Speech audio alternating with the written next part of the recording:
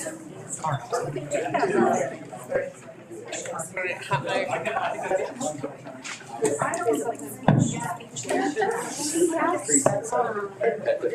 got our. Thank you, Kelly. Happy New Year. Happy New Year.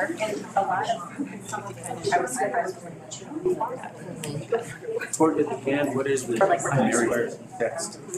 I did. Okay, So that's okay. I just want to know if I had the right. yes, you do. I tried to send some message out over the holiday break. Okay. And a couple of Just at the end when we go around the room for I anyone's think I comments. noticed that Are you with me? the ones that David didn't go out until Oh, yeah. like weeks later. I don't know what happened. Well, I saw a little of that too. No worries. I just want to know if I had your number right because I'm going to try and call you.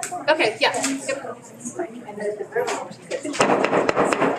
Okay, ladies and gentlemen, it's 6 o'clock. I call this meeting to order. Roll call. Barkley. Here. Bates.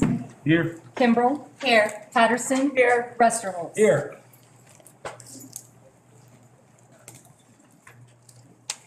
Okay, if everyone could please stand and remove your bonnets.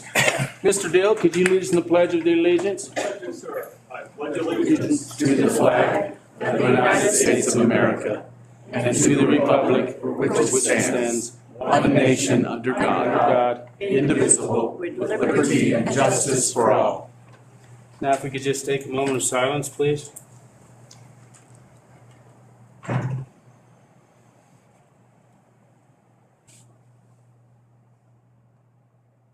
Thank you.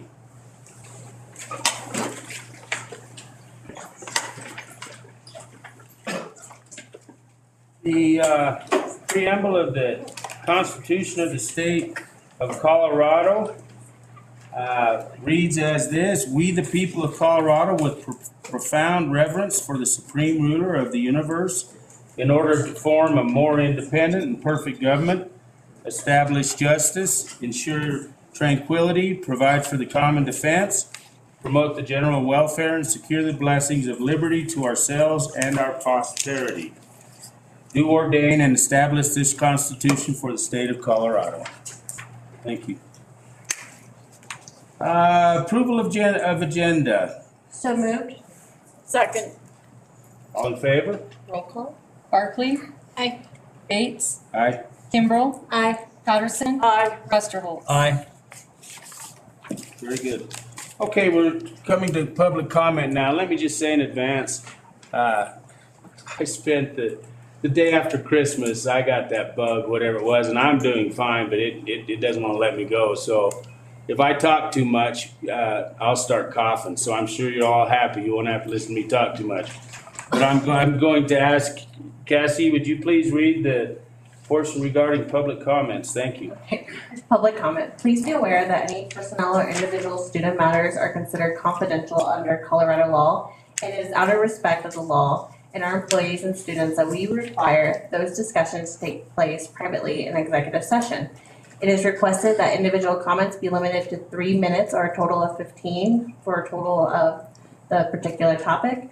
The intent of the public comment is to give the Board of Education the opportunity to hear your comments. However, the board will make no decision or take no action on public comment during the meeting. Thank you. Thank you. Okay, public comment time. Everyone's allowed up to 3 minutes with a 45-minute max. How many we got on the list tonight, Kelly? We have 6, so all 6 will be able to speak. Can I add myself, or is it too late? I walked in a minute late. Sure, you can get on that. Have an extra number, Lindsay. The number 7, please. Thank you. I just carry him around. I know. Thank you so much. Thank you, Lindsay. You're welcome. Okay, Miss Kelly, draw a name. First number is number 4, Karen Francis.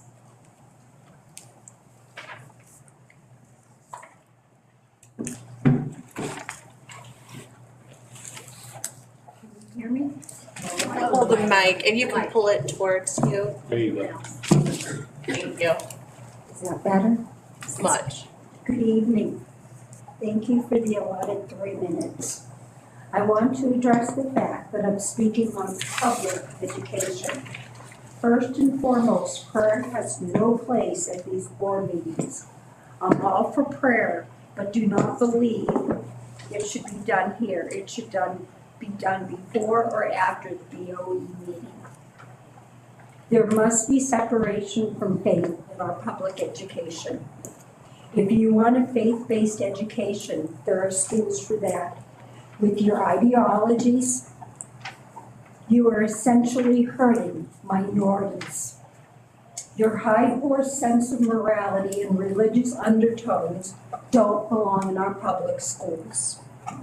While you claim transparency and parents' choice, it is anything but that. You hide behind your faith, and yet that is spilling into our public schools.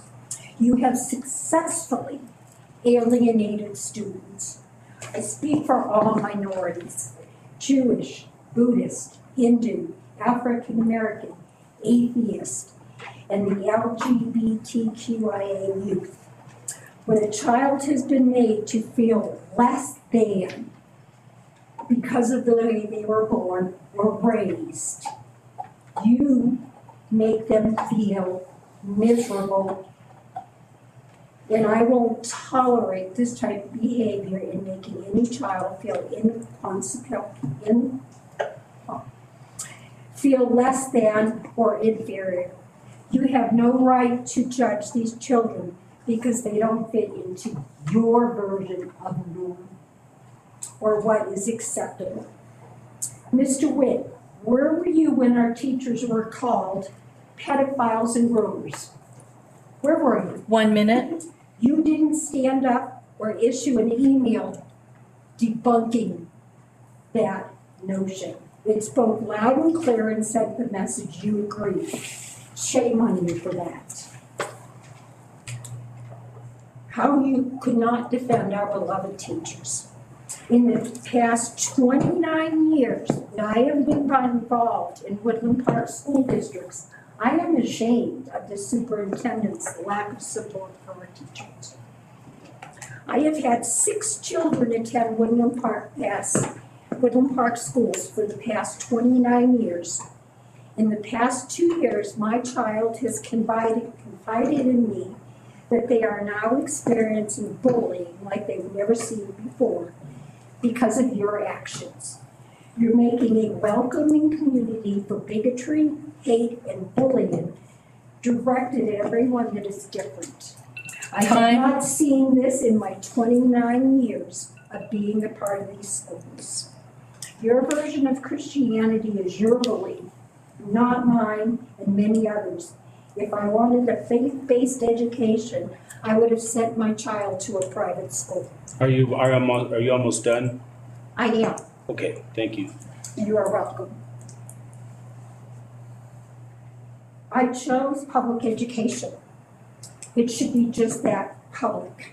I worry that you'll never be accepting, but at the very least, the least you could do is be tolerant. Thank you.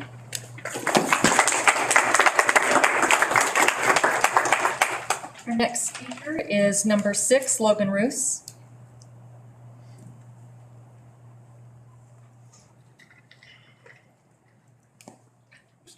No, not yet.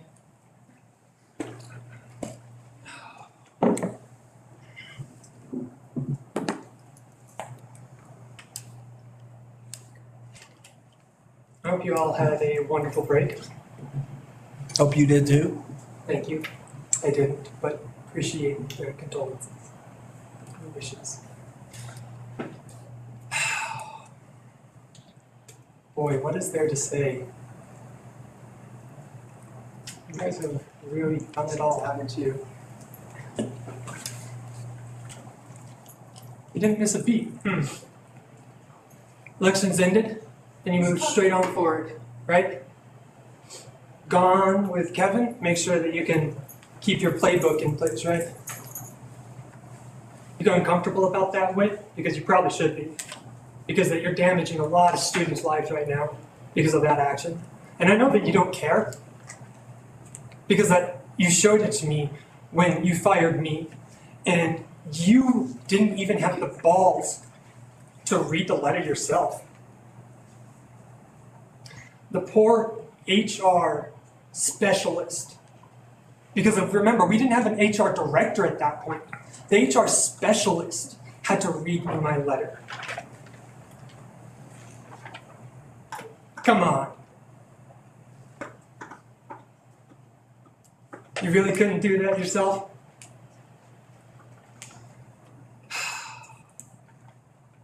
I am ashamed to say that I came from the school district right now. You guys have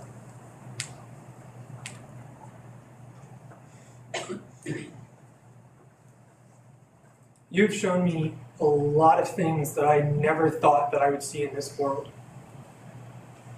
I expected to see people that stood up for what is right, 1 minute. that stood up for other people's rights, that stood up for minorities' rights, that stood up and said, that is wrong what you are doing. It is wrong what you are doing. And most of you won't even make eye contact with me half the time because that you know that it is true. You know that you are here under an agenda trying to manipulate these people, trying to manipulate these voters, this county, into what you guys think, what you guys believe is going to make it a better world.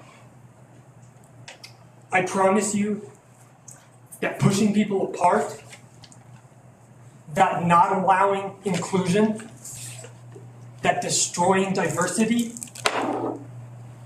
that killing creativity, that promoting violence, and promoting not listening to people is not how you make the world a better place, and is not the correct direction. You guys are on the wrong side of history. Thank you, and Logan. everybody will know it. Thank you. You're very welcome.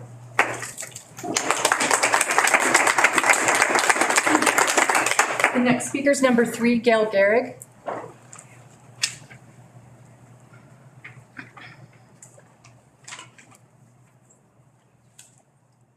Say the name again. Gail Garrig.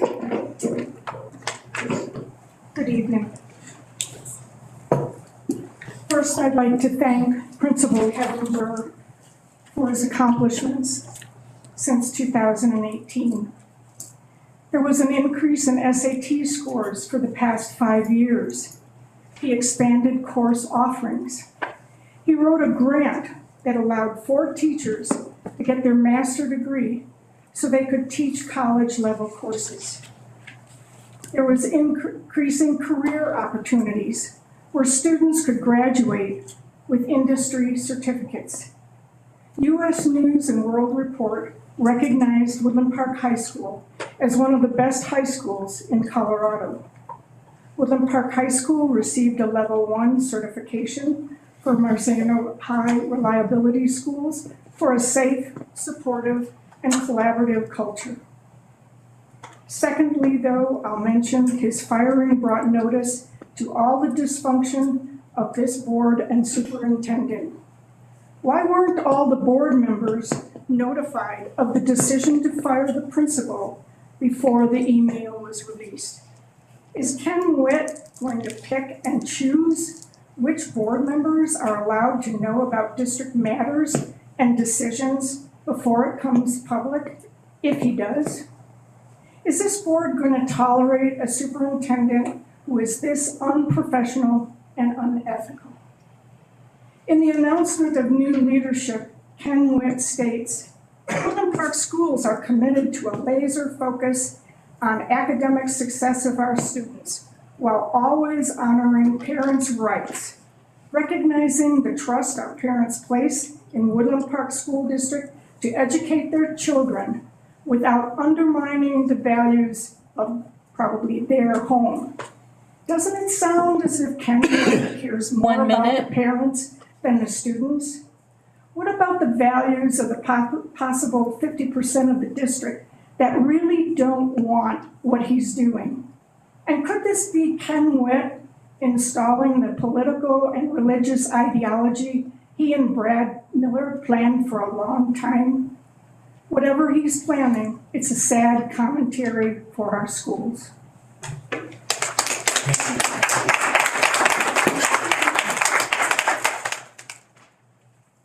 All right, number 1, Victor, is it Labario? Yes. Okay. Good evening. I'm a strong advocate for the trades skills. So that's the purpose of my discussion here. What I've learned is that past school boards, for some reason, did away with the variety of the trades classes that were offered in our schools. This at a time when the demand for skilled trade workers has increased tremendously across the country. One Bureau of Labor statistic I found said that there are over 8 million job openings across the country for skilled trades people. Last year, I got the opportunity to meet Mr. Gary Adamson, and what a tremendous asset he is to our district. And I admire that he stood in the gap when the trades programs were done away with. He's the teacher for the welding class, and now he has a woodworking class. The evidence of his success is in students winning the State Skills Challenge last year, and then going on to compete and place nationally. I know that he has expanded the welding programs I just said with the woodworking class.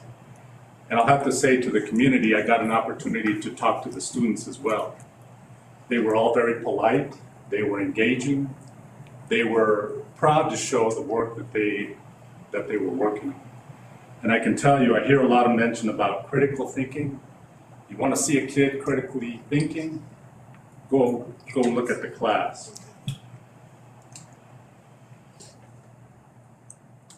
But it really was the previous school board that had started to work on the trades and made some steps to provide funding to look at expanding the offers.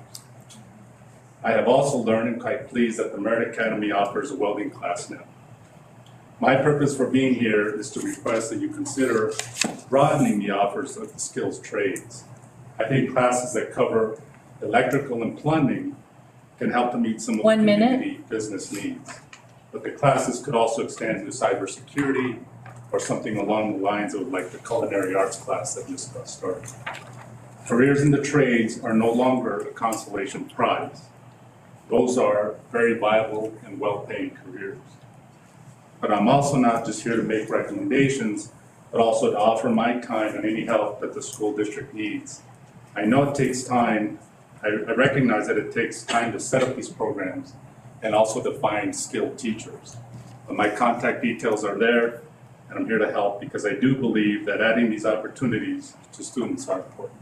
Thank you. Thank you. Sir, could you just tell me your name again? Victor Labario. Okay, I got it right. Thank you, Victor. Thank you very much.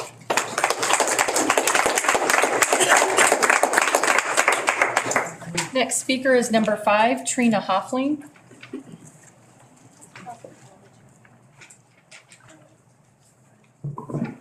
Hello. First, I'd like to thank the school teachers who got the NCAA courses back up to standard that are being taught this year, so it doesn't negatively impact our students. So I want to thank them for that publicly. And I trust they'll continue to do that with the courses that come up next year.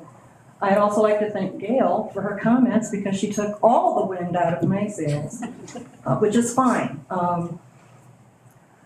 I have a request of this board to consider changing your procedures around how you don't interact with us. I have been an educator for 40 plus years and been involved in many school boards across 3 states. And I've never had a school board be so non-engaged with us. The negative comments you've heard tonight come from that refusal to interact with us. I would like the procedural change to be in this process so that you actually talk to us and answer questions that are asked of you. My question for you tonight is about human resources and your hiring and firing procedures of both your superintendent and your principal. I'd like to know, without breaking executive privilege, how the decision to get rid of this principal was made, and was our new executive, or new board director, who is an expert and an active practitioner in human resources, was she consulted, involved in that process? That's what I want to know. And I also would like to see more transparency from this board, because last month I walked out skeptical but hopeful that what you said, Mr. Rusterholz, would hold. And within 24 hours, it was violated in multiple ways by policies and procedures coming out that I'm guessing our 1 new board minute. director did not even know was happening. And I know for a fact no parent knew. And that's just bad practice and poor leadership. So I'm asking you to consider changing your procedures to be more engaged with your parents, not just the parents you agree with. Thank you.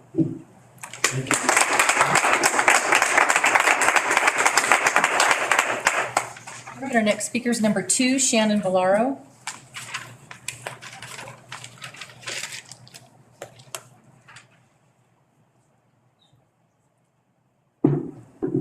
Good evening.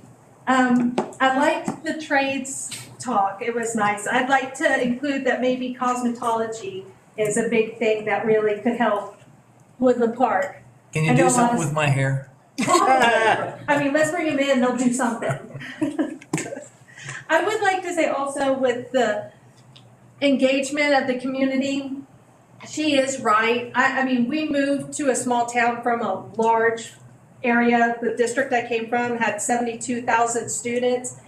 And I never went more than 2 days without having a response from a superintendent, a school board member, or anything. So I'll go with that. I wanted to talk about our BOCES because I know that Ms. Patterson she is representing us in Woodland Park, but from my understanding with talking to BOCES, we have an open spot that our next meeting is January 23rd. And from the information I got from BOCES, usually that spot is filled at the December or January board meeting here. So I was just wondering who will take that spot? Is that spot open? I just don't know. So I was asking that, and I'd also like if we could post somewhere what qualifications or what the board looks for those representatives. I know that the other districts, they have people who have been special education teachers, people who are very knowledgeable in IDEA and all the federal laws that go along with special education. So I was just wondering if we could somewhere post that or get that information out, that would be great. I wanted to also say that I really liked how you take time to 1 minute. to talk and give accolades and different things like that to students who have done things. Could we invite them here so they can hear that? Because I have gone and talked to some of those students and then said, you were talked about at the board meeting, that is so awesome. And they're like, I had no idea, I don't even know. So if at the beginning of the meetings, so they don't have to stay for the whole thing, invite their parents or their teacher or somebody so they know that they're appreciated. I think it would bring a lot of morale back to these meetings. So those are my thoughts and I hope to hear from you. Thank you. Let me speak to one thing, Yes. Ms. Valaro. We have selected the other BOCES member. Sue is going to continue to do that. She has a good knowledge of Yes. it. And Cassie Kimbrough is the new other board member. And it's a very fitting, there was a lot of thought that went into it in that, I don't know how many of you know, but Cassie has a special needs child. She's a little sweetheart. And so I think Cassie's a very fitting person to assume that, and she gladly took it. So yes, Can I ask how that came about? Like, when did y'all get together to make that decision? well, there was I talked to board members individually and inquired about things they would like to do and didn't want to do. So It was not included in any of that okay. conversation. And I did not talk That's to very people. distressing. I have to say, Ms. Barkley, you're very hard to get hold of. Oh my God. We will work on that. I just know last time, prior times it was discussed in like an open meeting. So I'm just going by what I've seen online, like looking, so Well, what that's I why I did- was asking. Okay, Yeah. If I may, Mr. President, may I speak for a moment? sure. When our previous superintendent was here, he appointed us. It was not discussed when I came onto the board.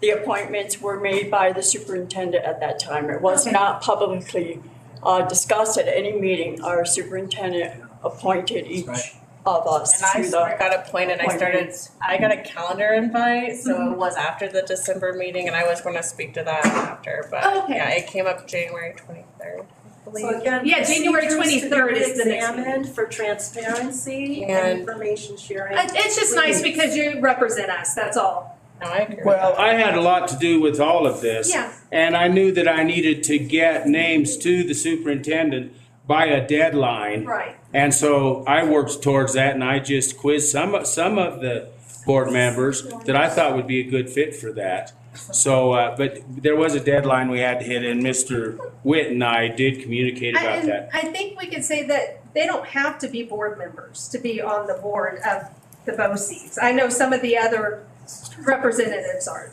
All right, thank you. Thank you. And our last speaker this evening is Kersheed Rogers.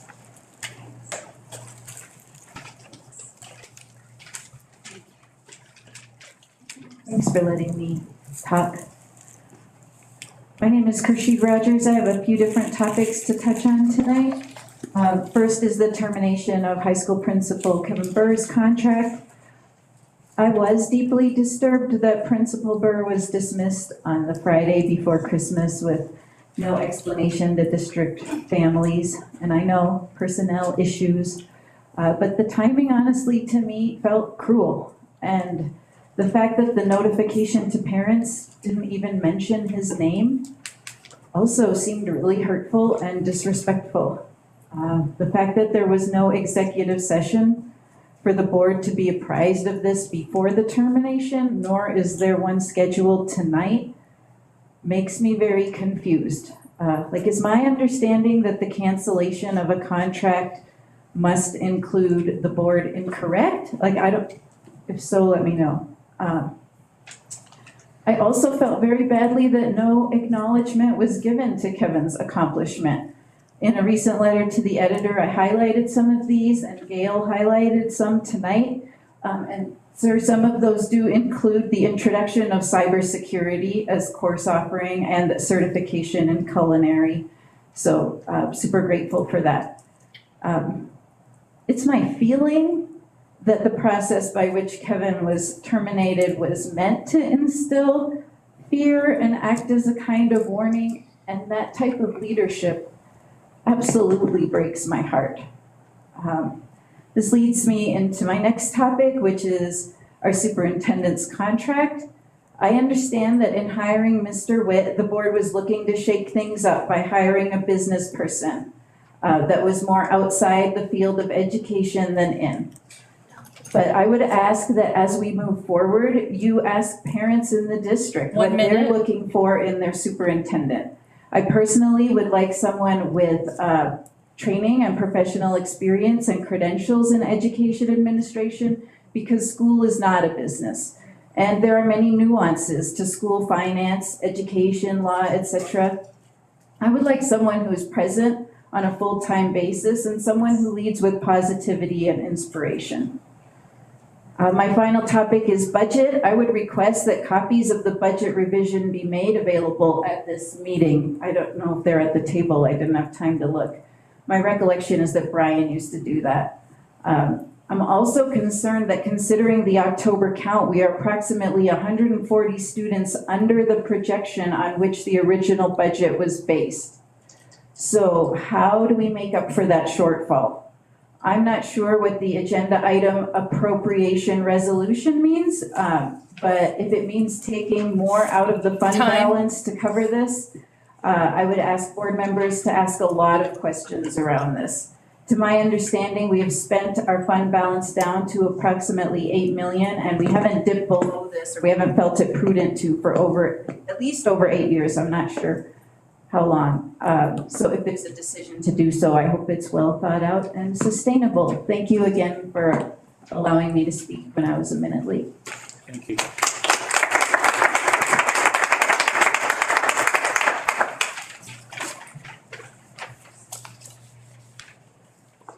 Is that it, Kelly? That is it, sir. Okay, thank you. Thank you all. Okay, next item, the consent agenda. Do I have a motion for approval? So moved. I actually had a question on that one. Okay. Just reading through the resignation section.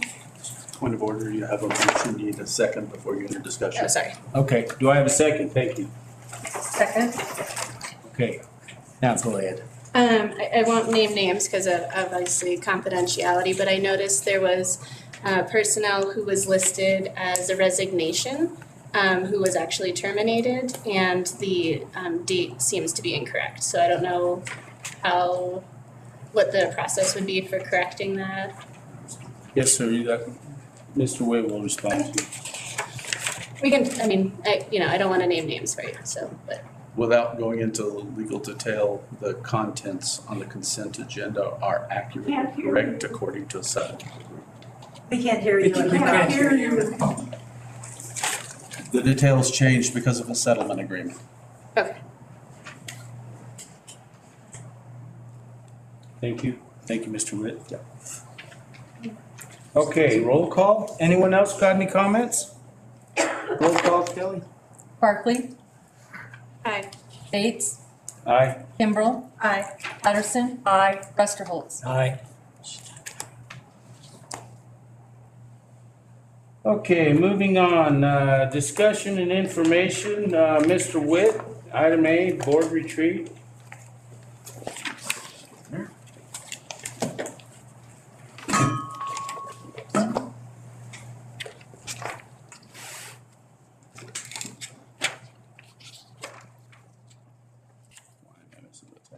Yellow tab? Yellow. Yeah. I just turned it off too fast, it stuck together, okay.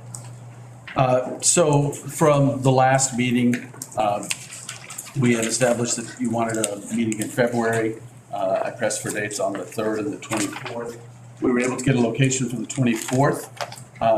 And so the present recommendation is, and we have reservations for, a meeting on Saturday, February the 24th, 9 to 1 p.m., and 12 to 1 will probably be lunch. The Lodge at Cathedral Pines, with the address stated. We had mentioned 2 facilitators. I didn't get another name in time for the packet. And since you had already used one before for you mentioned a couple of points of history. We chose the other, which is Ross Izzard, as our recommendation. I have a question. We had discussed some local venues and just was wondering, we had a couple places that we had discussed, even up at the Lodge, Forest Edge, or I was just curious how we came to this location. I second that curiosity. I thought we were going to discuss the planning of it at this meeting. Feel free, this is the district recommendation. Okay. You can make changes to it if the board wishes. Comments? Well, I think having it local as much as possible would be a good idea. Just for making sure that people who want to attend, since it is an open meeting, have the ability to do so easily. And then, just making sure we're spending district money within the town, I think is a good idea as well. Other comments? Yeah, I'm open for either or because it is a retreat. It's for us to get our ideas. So if there's a place that we can go and it was open, I want to explore that. I know last time we've had it here, but I'm opening traveling elsewhere too. So it is called a retreat for a reason. I've talked to other school board directors and they've said they've had similar. They try to just really get together and have a bonding of what, the vision is, and coming from all of us as parents or grandparents or community members, what that vision is, and to discuss depending on the facilitator. So I don't know much about the facilitator. I sort of know the name, but I'm very open. I've heard about him, and yeah. We discussed his name last December as well. So Is there anything you can say about, I don't know, I don't know. The only point I'd make on the location is, given that this isn't a regular meeting, but the attempt here is to have a retreat, we can have a more relaxed atmosphere and kind of change the setting, if you will. It's pretty common for boards to take their retreat a little further away and change the venue, change the setting a bit. And my personal recommendation would be that you do that. It's the one meeting that we have, I think, Right. for the retreat. Is that, just curious, like, I know that the other ones, there was somebody videoing the other meetings. Is this also a videoed meeting or not? No, as a retreat, we do not typically do that. That was somebody, okay. I've got a couple of comments. I hear both sides of the situation, but this is a retreat, and I would like to get a little ways out of town. It's not far. If we, oh gosh, I can think of some places I'd like to go, but I don't know that I can afford to transport myself there. But I would like to get out of town, and we just came through an election, and I think I had a meeting at most every location in this town. So I was looking forward to getting out of town and not going too far. So that's my personal opinion on the issue. And everyone, as I understand, everyone is invited to go. It's an open meeting. It's an open It is an open Right. meeting. It is open. I'm open to a retreat. That's the key word here. It's a board retreat. It's open to the public. It'll be nice to get away. It's in Colorado Springs. It's not on the other side of Colorado. People travel every day to school here from Colorado Springs, and I support where the location is, and I look forward to going. Do any of you that were on the board at that time for the last retreat, do you remember what the public participation was in that retreat? Yeah, There were very few people. it was fewer. Like the one that was local had less people than the one that was attended, I think, out in the Springs. Yeah, you're right. You're right, it was. Just Well, An issue. I do have a question. Is there anything that you could say just about Ross? I don't know how to pronounce his last name. Izzard. Izzard. Izzard without an L. Is there anything you could say about him? Just Yeah, I've been at a number of meetings where he has facilitated over the years. He's thoughtful, he's well-known in the education community, broadly on education policy in the state, as well as some other states as well. So he has both the context and the intelligence to leave it to the board to make decisions, but keep it steered in the direction of the agenda. I know one of the questions I would want to discuss is the new laws that come out every year and those policies and what we need to update. And I'm hoping he will be able to, it sounds like he will be able to address some of those issues. He might kibitz on them a little bit, but you'll also certainly have your attorney there for legal advice.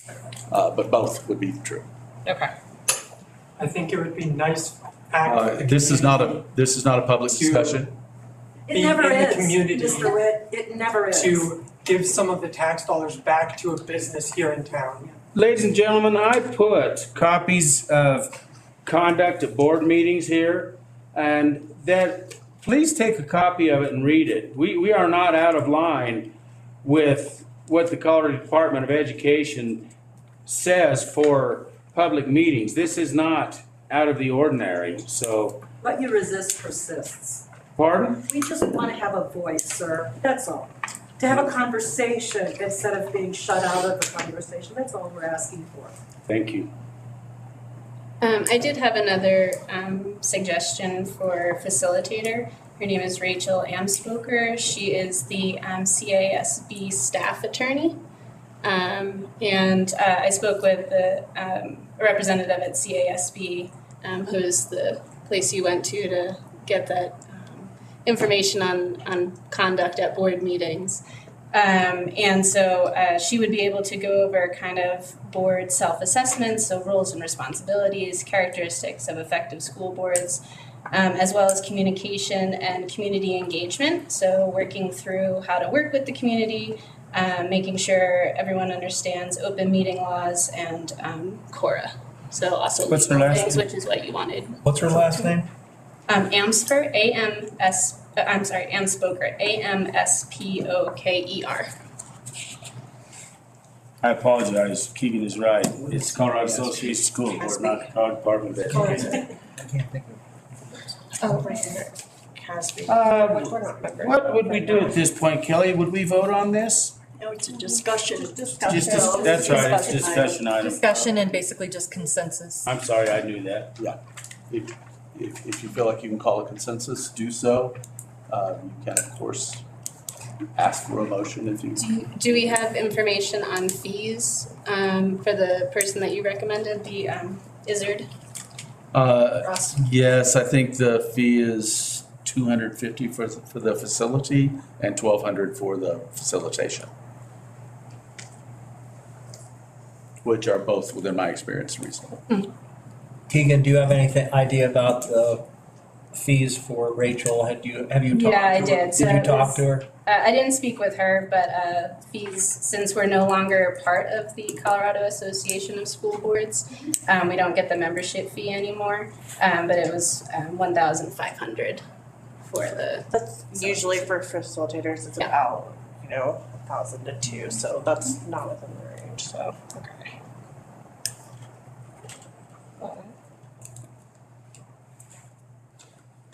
Would you like to take a motion and take a vote tonight, or would you like to put it as an action item?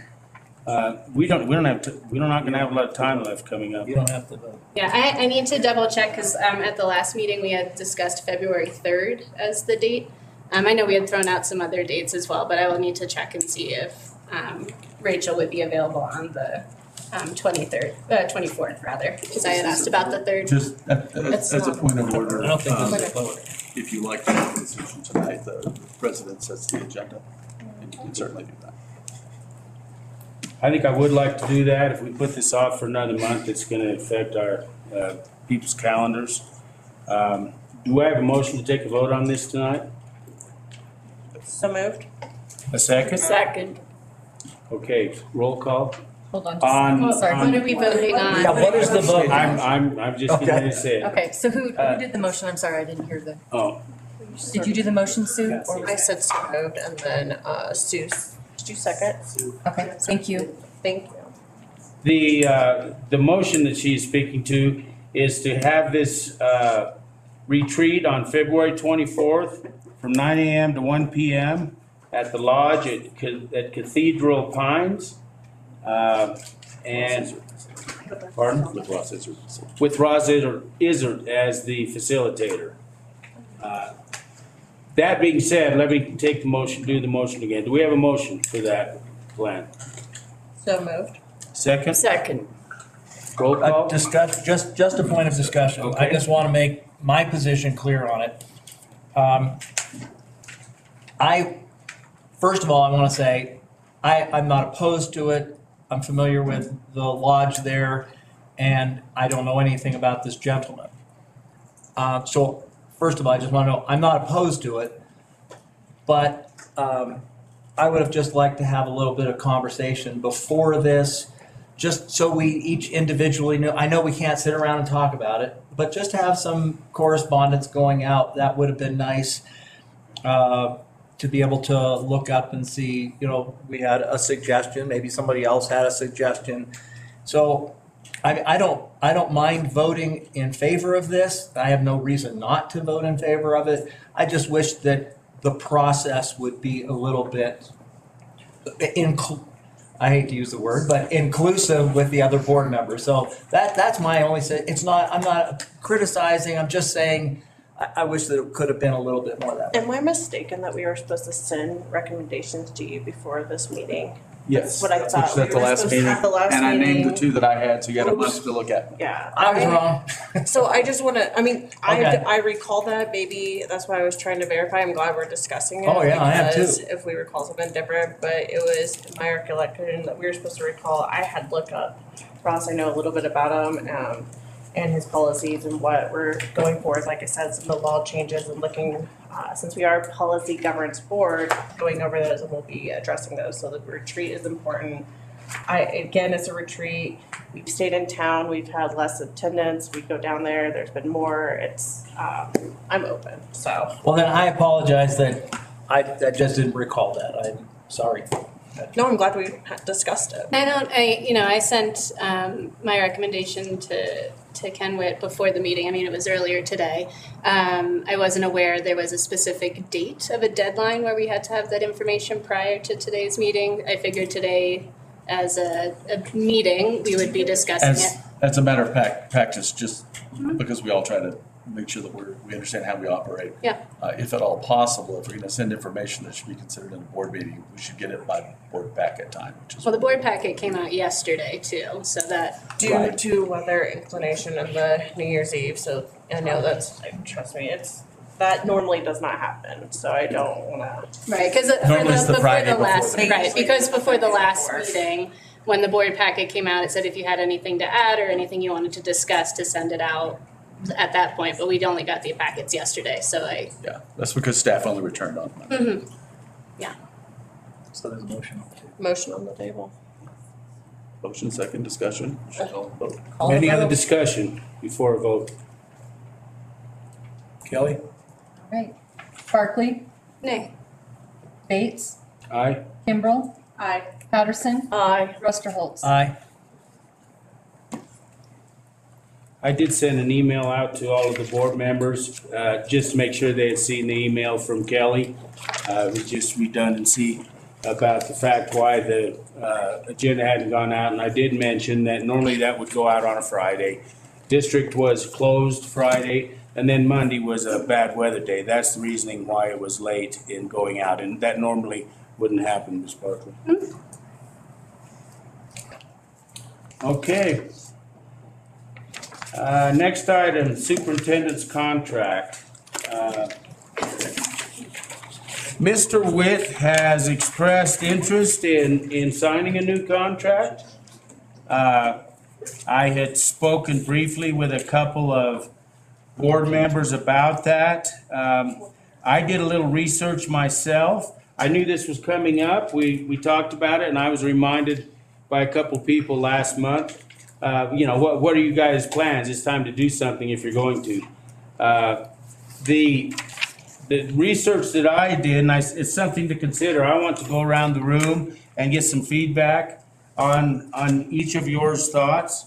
But some items to consider is, I checked, and the minimal cost, if we go bare bones, to do a superintendent search is $11,000.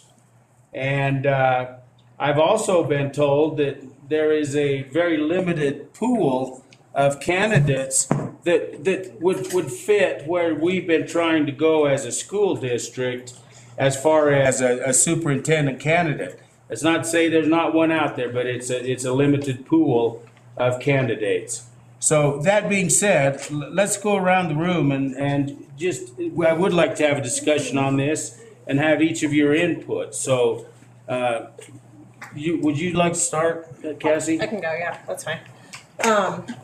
We had talked about superintendent's contract and, going forward, and as far as normally a lot of the groundwork starts in October, the election happened, and we really need to consider that and having the stability for our district.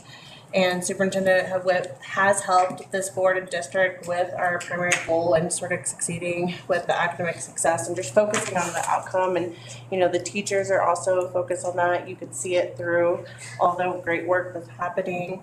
And he has been able to overcome some diverse challenges and able to respond to situations to solve our best needs. And some of that is just the bus routes and, simple as that, and providing and really being inclusive with all schools. Like, we need to not have that. I'm sorry, I'm having a hard time Could you hearing you. use your microphone? Okay, yeah, I'm sorry. Everybody? And so, that's pretty much my thoughts on that as well. And also budgeting within our needs, like having, overall, just looking at our budget, being able to not exceed it, but also within the means, like we just heard in public comment, our enrollment was down a little bit, and we're able to still function with the district, and we're not overusing that, so I appreciate that. Mr. Rusterholz, comments? Yeah, Microphone. Oh, thank you for the reminder.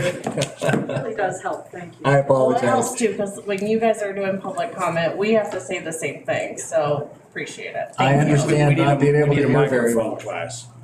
All right. It's not intentional, I promise. It's just an awkward movement. So to be clear, the topic of discussion on this is about what we think in regard to extending Mr. Witt's contract and the reasons why we would be in favor of that, or whether we're looking for advertising for a new superintendent. Correct. Seeing who may be available for that, okay. I think our school district is at a very, shall I say, unique place in its own history and in, let's just say, the United States. We've made the news how many times? Once or twice. Once or twice. So, my thought is, there's a lot of things that I do like that Ken has done. There are some things that I would like to change, but that's not for discussion tonight. I am curious to see if there are, or how many candidates that there would be that we would consider for hiring. It is another bare bones $11,000, and it's just, looking for someone.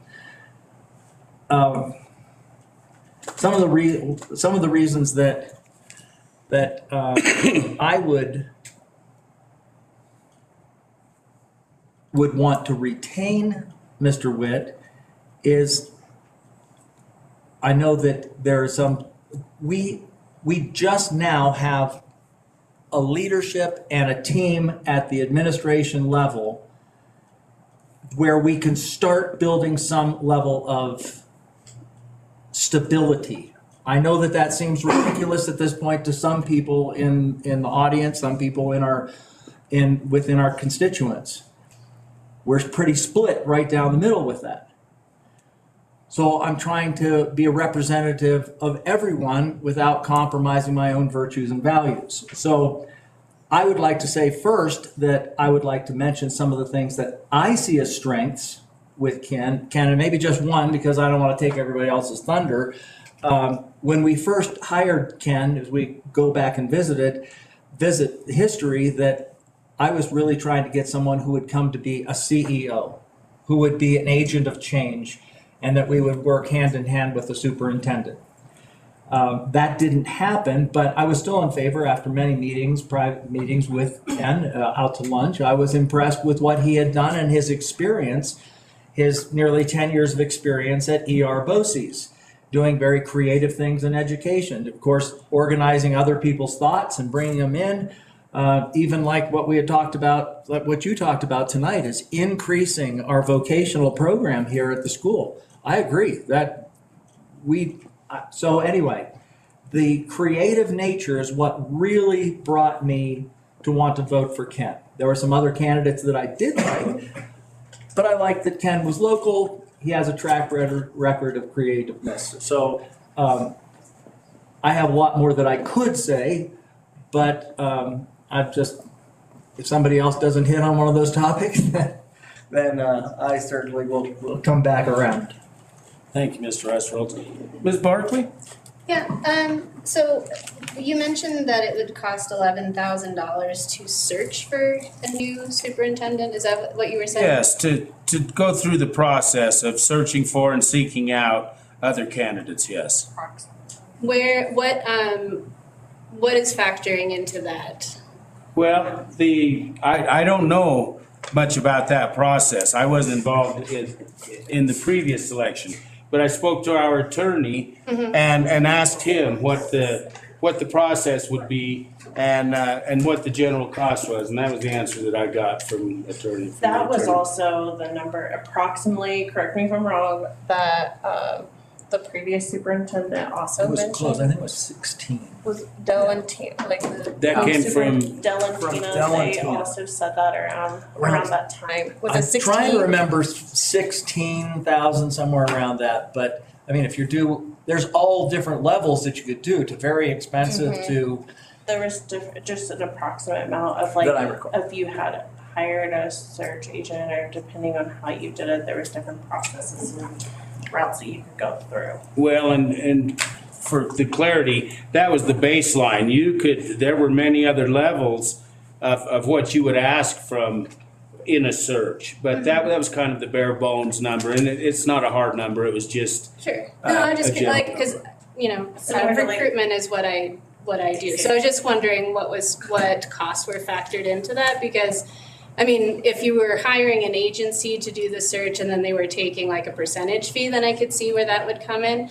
But we could certainly do it in-house, I would think, using our internal HR people, making sure we're posting it on all public locations that don't cost any money, and see what people we get through those avenues, calling people we know. Like there's lots of ways you can recruit where it doesn't cost money outside the time to actually enter. I believe that with my limited knowledge, I think that's a nationwide search. I'm not sure we could accomplish that here locally by ourselves. And if we'd be really tapping the pool, that I'm told is limited, but if it's limited, then I think the search would have to be larger. And that's just my thoughts. Sure. I have a request of you, Mr. Bates. Could you Ma'am. utilize the resources of your board? We have an expert who does Ma'am, only this is not a time for right here. for public comment. I'm just tired of you having excuses to not listen to any of us, including one of your board members. I'm listening, ma'am. I'm Thank leaving. you. I'm out of here. I get it. Go ahead, Keegan. No, I was just saying, I'm not saying we definitely need to hire a different person, but I think it's worth, due diligence to search and see what's out there, and see what kind of personnel we can have and actually go through that process. And I don't think it needs to cost us that investment. And I'm willing to help out with that.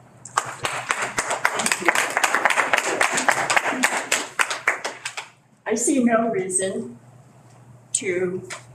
not to extend Mr. Wood's contract. I'm satisfied with his performance. Superintendent Witt has hired an incredible facilities manager who has identified various issues with the facilities that need to be repaired or replaced and is working hard to make that happen, number one. Number two, a very successful task was taken on by Aaron Saltz and Jason Ferris with the south parking lot that was on private property, negotiating with the owners to gift it to the school. Mr. Witt prioritized safety and provide stronger security and personnel and facilities, while Woodland Park Police Department is short-staffed and spread thin. He increased the funding to the SPED to increase the additional supports the student needs. He hired a certified public accountant to manage the district's financial well-being. He attended to the recent research and latest return to the K through 6 elementary schools, as many systems are also doing the same in order to promote the confidence of those 6th graders. That's the latest trend to return to K6 versus K5 for the 6th grade maturity level. He brought in the Capturing Hearts. He ensured all students within the district are able to get to their district school of choice through universal busing offerings. He implemented the American Birthright Standards, which I am grateful to see that the high school course is submitted to the NCAA, the National Collegiate Athletic Association, and the association's approval of world geography, world history, and economics. He provided liability insurance for the Woodland Park School District staff who may need it and may rely on it. He provided family-centered mental health supports for students through the Mindset, ensuring that the parents are involved in the healthcare decisions of their children. We brought in Capturing Kids, the character development program integrated across all of our schools, all of our district-run schools. and he ensured one of the fastest growing schools in the region has ample space to meet the demands of local parents while considering the capacity impacts within the district facilities and schools. So I think that's a pretty significant list, board members, and my recommendation is to move forward and secure another 2 years of Mr. Wood's contract. Can you at least make it full-time if you're gonna pay him full-time? Please And let do me not add to speak. that, yes, thank you for mentioning that. Mr. Witt is not bound by the clock. He's a results superintendent, which many superintendents at different school districts are. He is always easily accessible for any of us board members. And I've talked to many staff, so he's results oriented, and I am satisfied with our superintendent. Glad you are. Have we utilized any sort of like assessments, staff assessments, or asked them how they feel about it? You know, as board members, we're here representing the school and the constituents. Have we reached out, done any sort of surveys or you know, things of that nature to help us make our decisions? No, we have not. I have, because if we were to go do a search, we'd have to be considering it pretty quickly. What I'm gonna ask for tonight is that, we visit with Mr. Witt over the next week and we evaluate this. Unfortunately, we can't just all get together and do it. We could go, we just can't. So, a number of the board members are gonna assist me in working on his contract and seeing if we can find middle ground that we're all satisfied with. And then I want to call a special board meeting next Wednesday night to talk about our results and, you know, potentially have a solution which direction we'll go. So I will ask for a motion on that in just a moment. But that'll give us a week's time to see what it is Mr. Witt would like to have in a new contract. We'll run it around the board members and come back next Wednesday night with a special meeting at 6 o'clock here in this room. Mr. President, I don't want to interrupt. I just have a question. There is a way that we can all meet together if we have executive session. I don't know if you had thought of that or not. We could all, since we're discussing a contract and an evaluation of our only employee, we could have an executive session meeting and discuss all of those things without. Or you could do it in a special meeting. Go ahead. I just want to point out that I think you just stated that you'd like to call a special meeting. That would probably be an executive session, so you could do just that. Well, and you don't need a vote in that regard. The president of the board can call a special meeting by law anytime. Right, anytime. Okay, thank you for that. Anytime. And there isn't any reason, that was my thought as you were speaking, we could certainly, as that, for that special meeting, go into executive session ahead of coming back out here. So that is an option for us. But it's a week's time, and it'll give us a chance to see exactly what Mr. Witt is asking for and communicate with the rest of the board as we are able to and discuss some of these things. So should we go into executive session next Wednesday, people aren't just coming in there blind as to what's been discussed. I'm available next Wednesday for that. What about the rest of you? Are you available next Wednesday? Yes. Well, then I want to call a special meeting for next Wednesday night at 6 o'clock at this venue, and we'll proceed from there. We'll see what kind of progress is made over the next week. I will keep each of you apprised of what's being discussed, and then we'll come together next Wednesday. And I just want, you're going to. Like a wall in the. Yeah, I know. I wanted to put this into a curve, and now everywhere I move, Cassie moves. So I'll sit over here. I see you enough as it is. Okay, so I just want, you're going to reach out to each board member and have a discussion with just each board member or with you and Mr. Witt and a board member? How I How's took that- it was how's if it gonna there was work? if you had any correct me if I'm wrong, I just heard if you had any developments that you would contact us, but then we were going to meet next week for an executive session.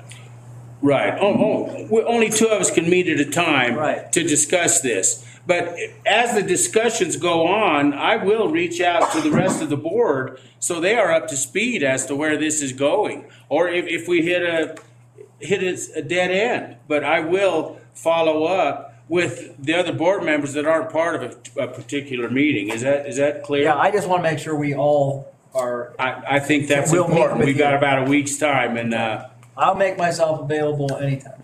thank you. Any other questions, anyone? I have a couple. So you're going to meet with Ken in this week and Early we'll- next week. Okay, and we'll figure out what his request for the next contract would be. And then at the executive meeting or the special meeting, are we going to vote on something or we're No deciding? votes in an executive. But no, in No. the special meeting. Right, but in the special meeting, you can vote if you come We out of would come out of Yeah, it would be- executive session. So If I just wanna if we're make sure ready I for know a the vote, goal. we The would goal come is- out of executive session and take a vote at that time. So, And the vote would either be to look for a new board or new superintendent or to extend the contract or, yes, by that time, I think we will have had the opportunity to discuss this enough to know if we're in line with Mr. Witt or if we're not. And there are only two options, as far as I can tell, either extend Mr. Witt's contract or begin a search. well, I mean, there could be the third, right? So you could look for new people and then hold off on extending the contract. And then if we're not able to find someone we think is better, then at that time, extend the contract. That would Okay, I follow you. Well, we've got this whole next week. We're not tied to anything, so Okay, we can certainly make that part of the discussion.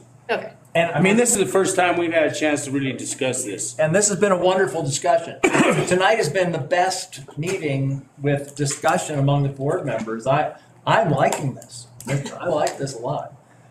You're doing a much better job than I did. Well, I wouldn't go as far as that. I mean, I personally don't like the ceiling that is put over us for communication. The sunset laws, I think, really hinder communication, but they are what they are. And last time I checked, there's nothing I can do about it. Can I just ask one more question for your consideration? Would you be open to have, if we see necessary at our executive session, would you be open to extending and having another executive session if further conversation were merited? I think that we'll have to make that decision as a group when we see where we're at in a week's time and make a decision as a board as to, whether we do need more time for that. Yes. There's nothing secretive about this. I mean, it is our job as a board to select a superintendent, and I'm going to try to be as transparent with all of you as I'm able that we do this process so that we're all satisfied with the end result. Is that clear enough? That's the best of the compromise. Absolutely. Okay. All right then. Do I have permission to do a search on my own at no cost to the district to see, just send feelers out and see what's available? Certainly. I mean, I think this week's time is a time for us to explore and talk to Mr. Witt. See where you're at. I would be careful about doing an informal search, a non-official search. You might consider the board should decide when they're going to do a search, so people know. Think about the people that are being solicited. You can do a search Their current without jobs.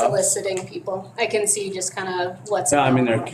there couldn't be any strings attached or anything like that. Keegan, could you just, out of my curiosity, what kind of search would that look like? You're the expert at that kind of stuff, not me. What would it look like? Yeah, so I mean, there's a lot of ways to do passive searches. So you can see a lot of times when people are looking for new work, they kind of put that out there. They want to be found by recruiters, so they put information out there. And then there's just times where you can kind of hear word of mouth. So there's ways I can search whether it's through LinkedIn or other job boards for people with superintendent credentials that are open to new work, and see where they're located, kind of get an idea of what salaries they're looking at, and so we can see what's in our budget and salary, and then kind of what kind of pool we're looking at. Something I would caution the board about, each one of us is gonna have a potentially different criteria as to what each of us are looking for. So I don't wanna venture down that road too far, because we need to do this as a group, not one person taking the lead and us knowing nothing about that search. So if you want to spend some time and put some feelers out to give us some feedback, but I don't want to do a search, a one-person search. I can document the criteria I'm looking at so that you can see why I chose people to look at, or just so we can see what kind of numbers, right? We're saying there's a limited pool. Maybe it's just bringing in how many potentials there are out there. Okay, well, I personally think that that's a little premature, but if you'd like to do that, you can do that, and I'll take a look at your feedback. Yeah. Okay, anything else? All right, you need to, You do? No, you do. I'll just step out. do we need to take a break, or do we excuse? 5-minute break. We'll be taking a 5-minute break. Thank you.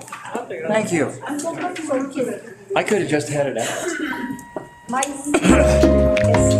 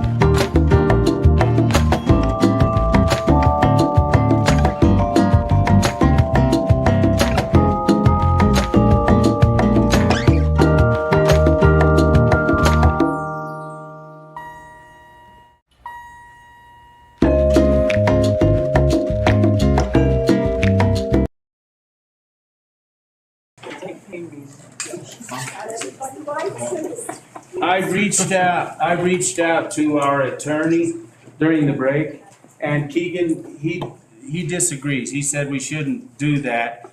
Someone individually go doing this. We need to do this as a group. If we're going to search, then we would need to agree as a group on taking the approach to that. Okay, that's fine. So then, under what criteria would the board agree to doing a search? I think a week from now, we'll go into executive session and we'll come to an agreement in that session where we go from there. Whether we sign a new contract with Mr. Witt or we begin a search. You Yes, will sir. come out of the executive session and vote on which one you do. Yes. Yeah, we yes. do not do a vote in executive No, session. no, I didn't say that, did I? I'm just clarifying. Oh. You come out of the meeting and vote. Oh, okay, but thank you. We'll go have a discussion and then we'll come back out here and come to an agreement. If there is a vote, I guess. Okay, so then, what information can I gather or bring to the executive session to be discussed to help the board decide whether or not to conduct a search? Well, he was very specific when he said that you wouldn't go out looking at individuals individually. No. Okay? I mean, I don't know. I don't know what you would feel like you were searching for, but I don't want one board member going out and doing their own search per se. Okay, You understand? yes. Okay, thank you. Thank you all. Okay, action items, meeting notice resolution, where is that? Blue tab. Blue tab. Oh, sorry, I think Oh, Cassie, would you please read that so I'm not doing it? The resolution, yes. thank So you. notification of meeting place, whereas the Colorado Sunshine Act, CRS 24-6-402, be declares that all meetings of 3 or more members of any local public body at which any public business is discussed or at which any formal action may be taken are open to the public at all times. And whereas the Colorado Sunshine Act, CRS 24-6-402, 2C, requires a quote, full and timely notice, unquote, to be posted in a designated public place within the boundaries of a school district not less than 24 hours prior to the meeting. And whereas the Colorado Sunshine Act, CRS 24-6-402, 2C, requires that all public place for meetings notice to be designated at the first regular meeting of each calendar date. Therefore, be it resolved by the Board of Education of Woodland Park School District, RE2, as follows, that all public notice of meetings of the Board of Education of the Woodland Park School District, RE2, will be posted on the district website as well on the bulletin board in the entryway of the administration building at 155 Panther Way, Woodland Park, Colorado, in case of technical issues. Adopted January 10th, 2024. Thank you, Ms. Kimbrell. This requires a vote. Do I have a motion for approval? So moved. Second? Second. Any discussion? Just should the resolution include a time restraint on there stating that we'll post it 24 hours to the meeting? It says within the boundaries of the school district, not less than 24 hours prior to the meeting. Okay, I just wanted to know if we should add that to that bottom section, Well, it's or the whole thing is the resolution. Yeah. Okay.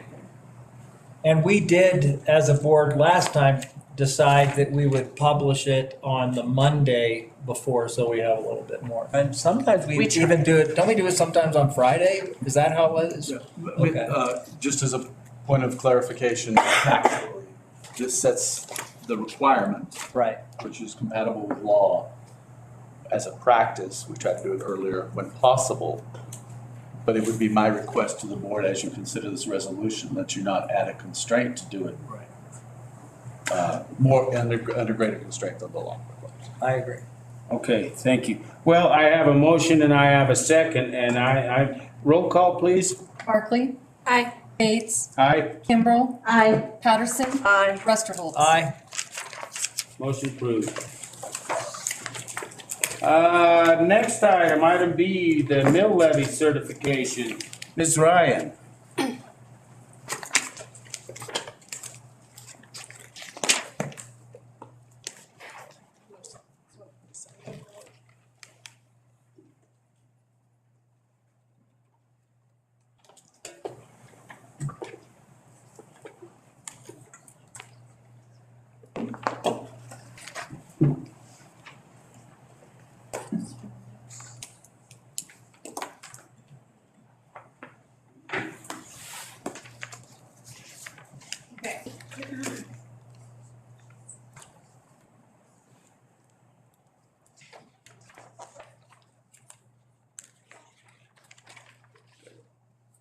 So we are at the orange section of your packet. Can you hear me okay? Yes. Yes, thank you. Okay, so I'm gonna start off explaining what the mill levy is, Thank you. okay? So we have the total program, which is the total amount required to fund the school district on an annual basis. And there's two portions to that. There's the state share and the local share. And the local share is the property tax and specific ownership tax. So the total program mill levy is the total number of mills the school district collects from local property taxpayers to fund the local share portion of the total program. Okay.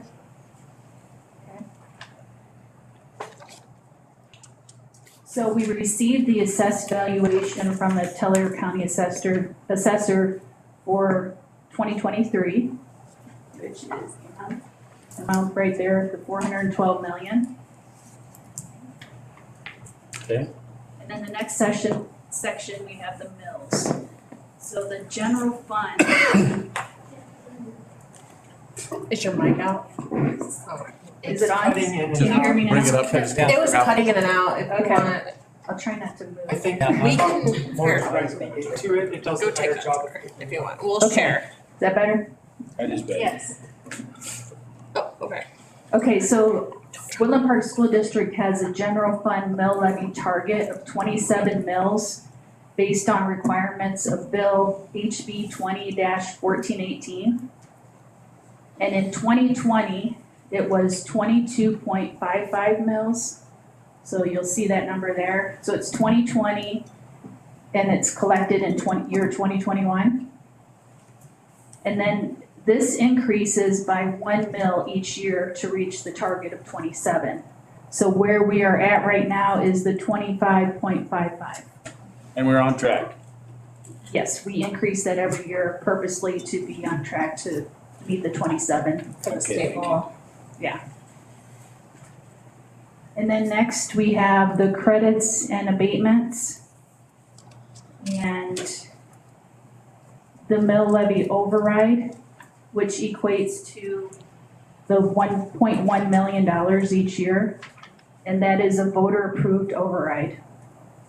So then our total mills is 28.236, which calculates to the 11,651,000.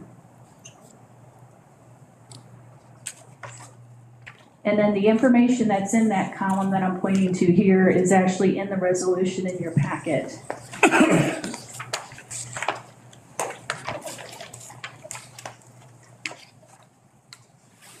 And that's all I have, unless you have some questions. Any questions, anyone? No. Yeah, thank you, that was a good description. Well, I do have a question because I hate taxes. Is there any way we can lower the taxes for people? I don't have anything on that. We have say in that. Good. Yeah, Looks like it's going up to me. We do have a say in that, but, There is, do you mind if I respond? oh, yeah. Please. Go ahead, President. Please. There is an unprecedented opportunity, which I am in no way endorsing. There is an unprecedented opportunity, of course. To lower taxes? To not authorize the full mill levy.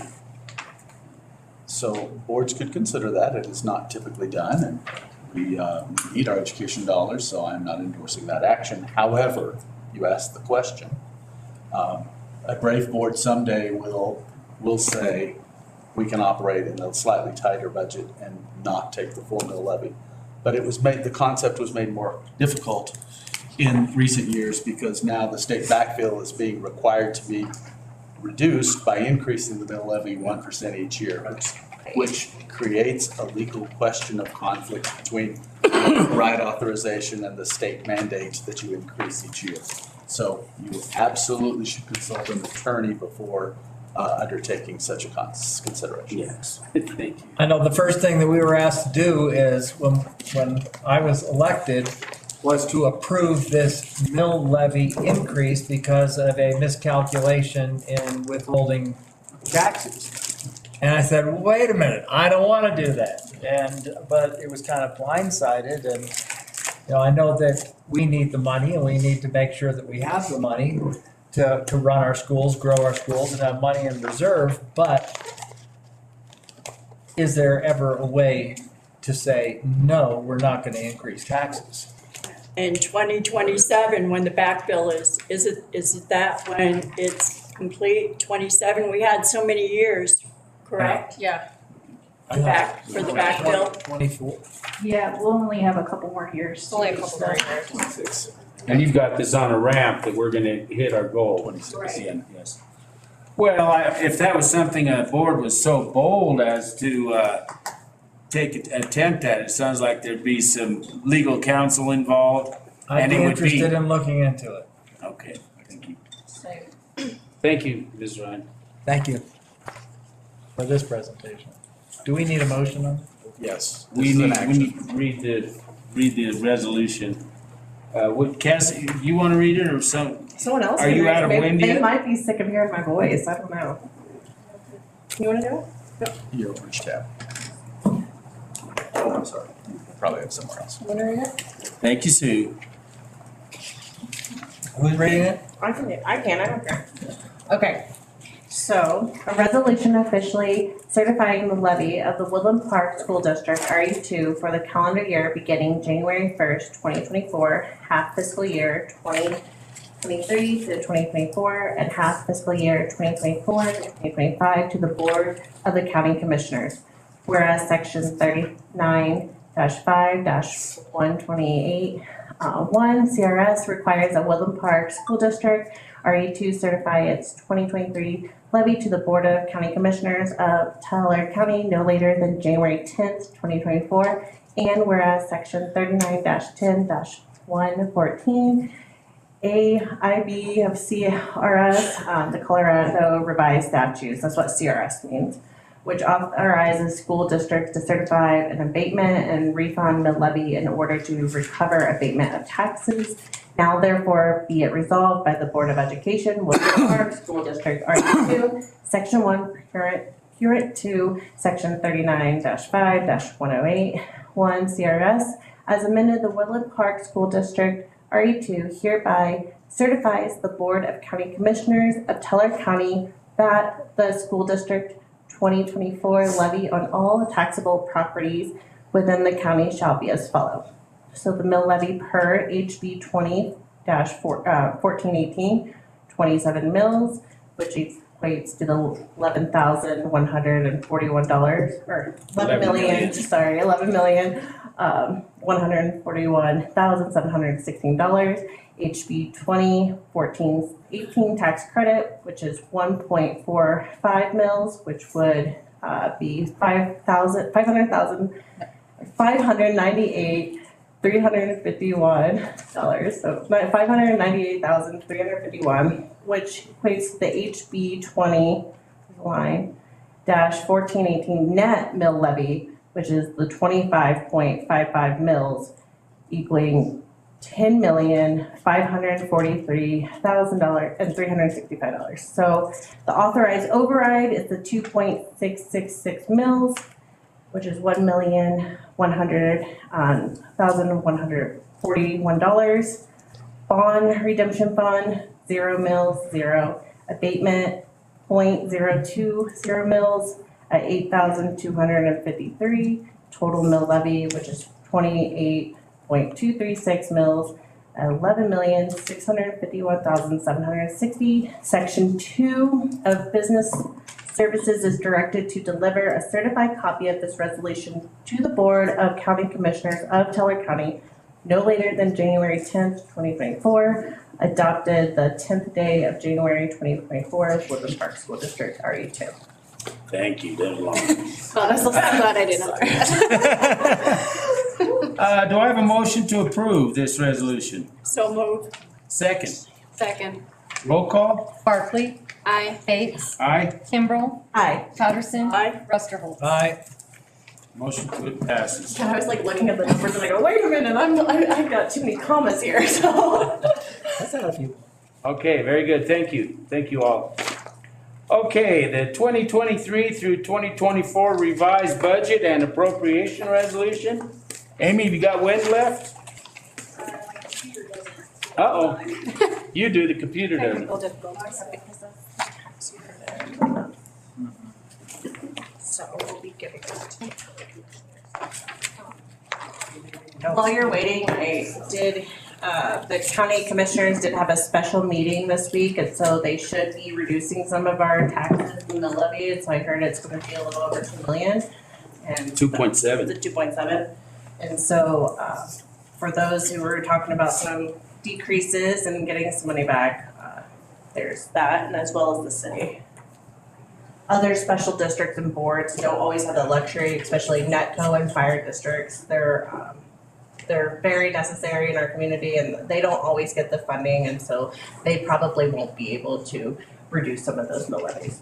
But they were asked. But they were asked, all special districts and all the levels of government were asked by Governor Polis.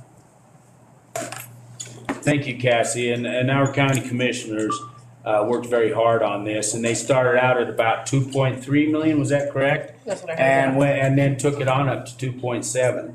So that's gonna be a big help to the taxpayers of Teller County. I'm sure every person in this room saw what the projected taxes were for this year and considered what they'd get for a third job.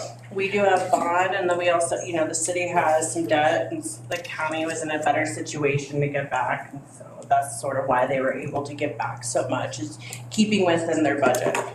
Right, they worked on their budget to allow for something like this. It was appreciated.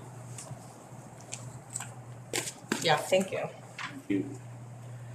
I'm just talking and We waiting having on technology Amy, so issues? that's why I was sort of explaining that. I was just trying to get with this, I was gonna offer to sing something. Boy, I'm glad Cassie had something. Are we close? Yeah. Okay.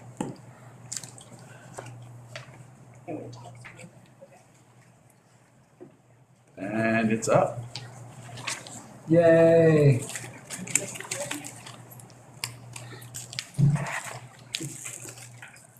You want my cookie? Does anyone want my cookie? I don't want all of them. I'm gluten free. I'll eat them.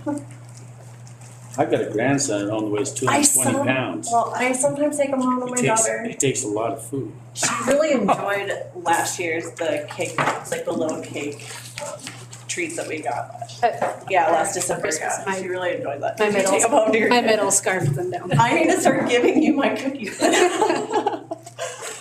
Okay. I don't want her to eat all the sweets.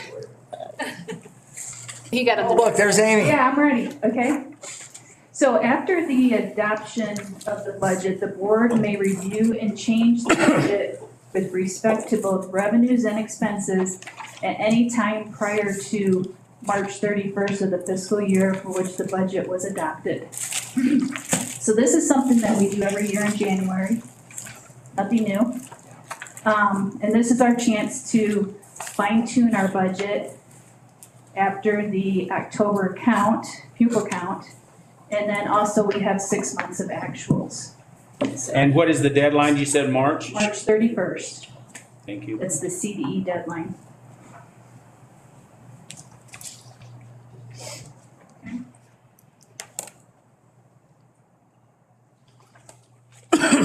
Okay, sorry, it's kind of small. Let's see here. So this is a high-level overview showing the adopted budget compared to the revised. So you'll see that the general fund is decreasing 486,000.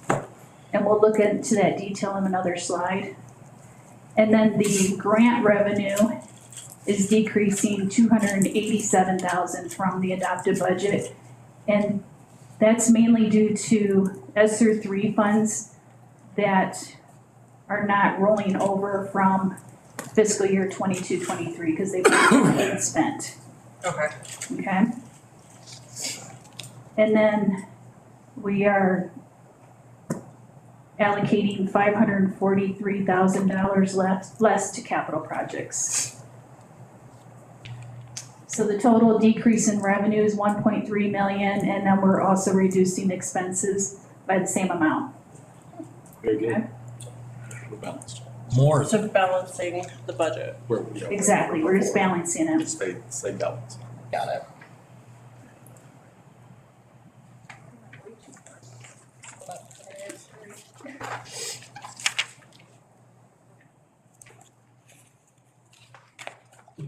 Is that a mandate to do that, or do some schools Yes. aren't able to You balance? have to if it's over a certain percentage. Okay, CDE requires it.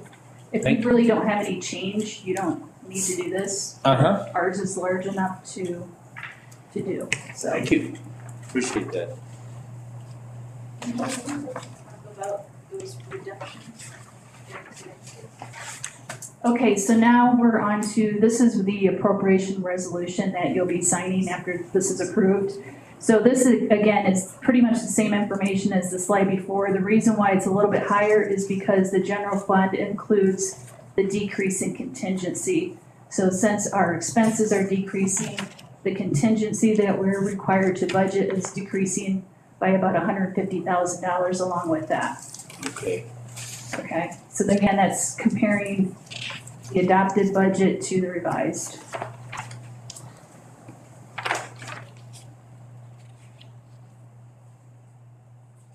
This slide is just in there for your information, so you understand what each fund is. So I'm not gonna go through that in detail. And now we're gonna look at the revenue for general fund.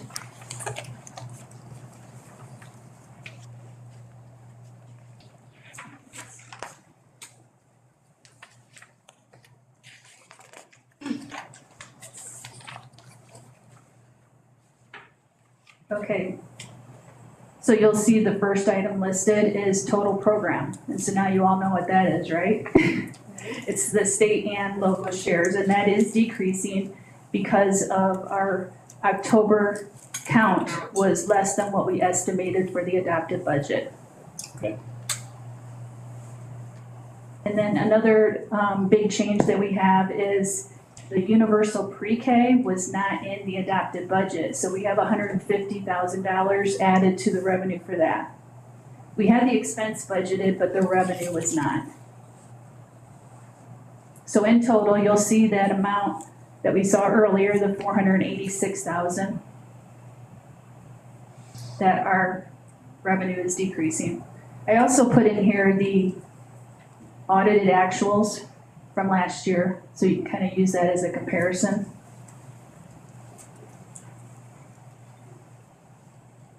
So all the other revenue categories are basically based on prior year's actuals, now that we have those, and or a run rate that we have right now. So you'll see these smaller changes. That's what those are based on. Amy, and the universal preschool is required by statute?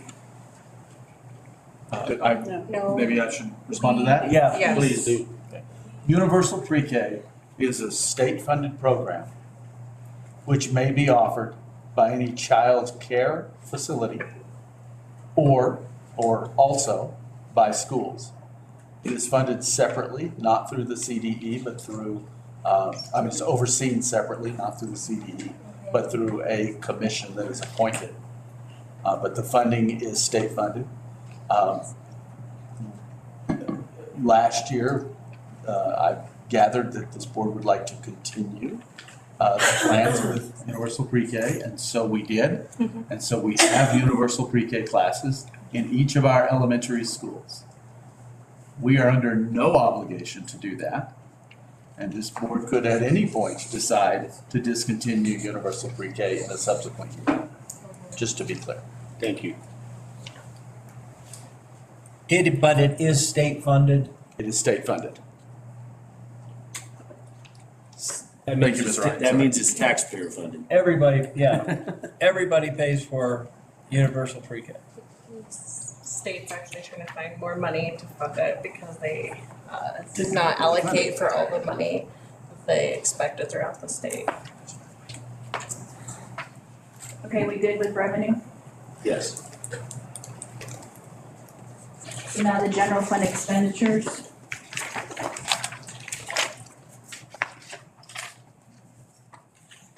So the decrease in instruction and certified is in salaries and benefits, and it's mainly due to 6 months of vacancies from July through December. So remember I was explaining how we have 6 months of actuals already?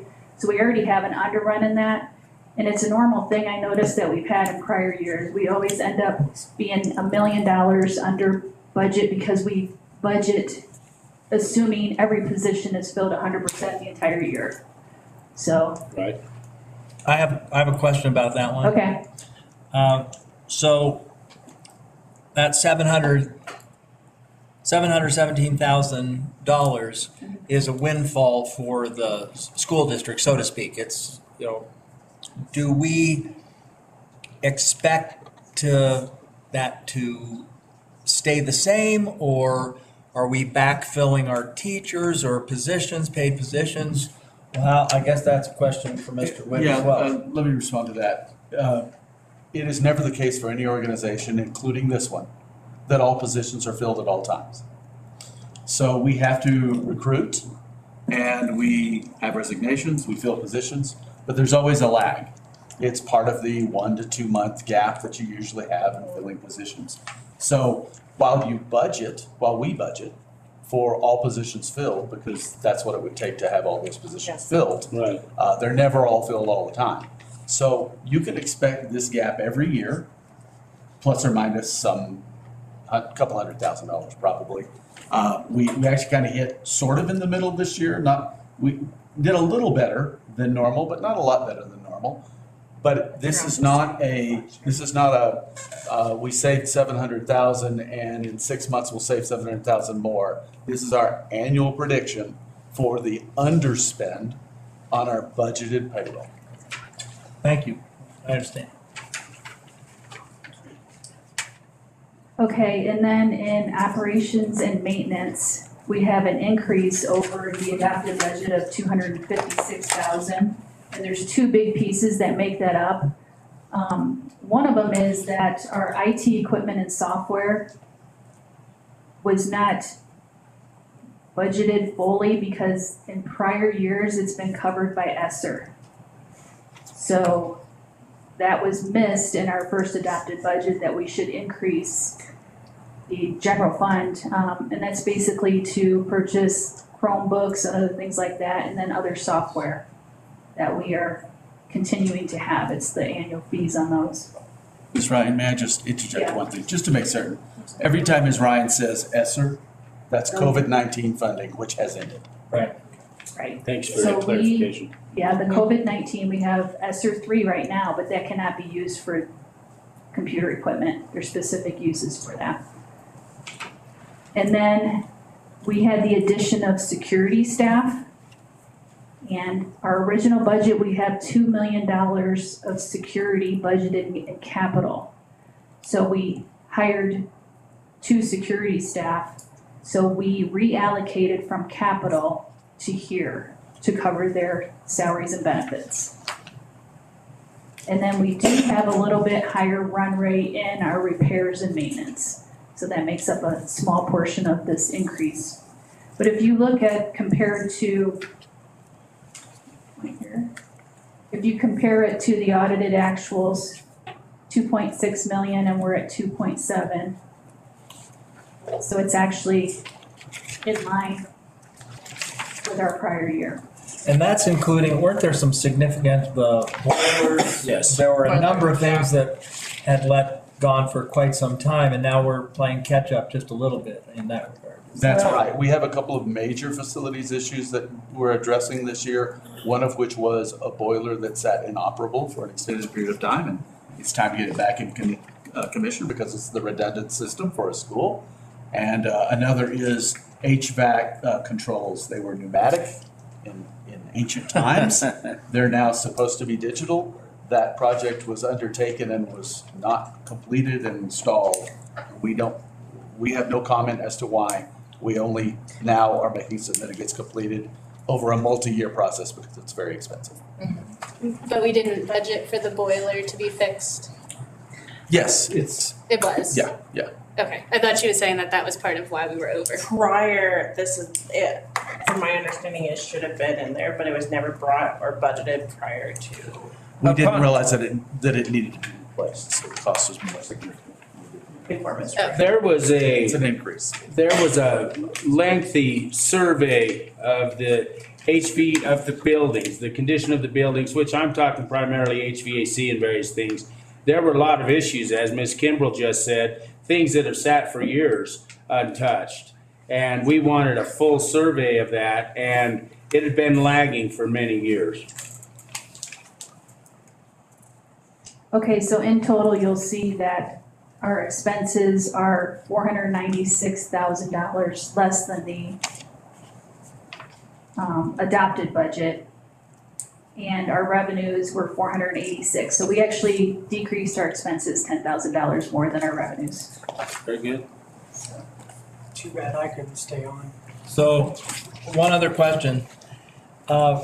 We increased the number of students that we're busing. We bus all the kids to all the schools, all the district kids to all the district schools. For those Yeah. that want it.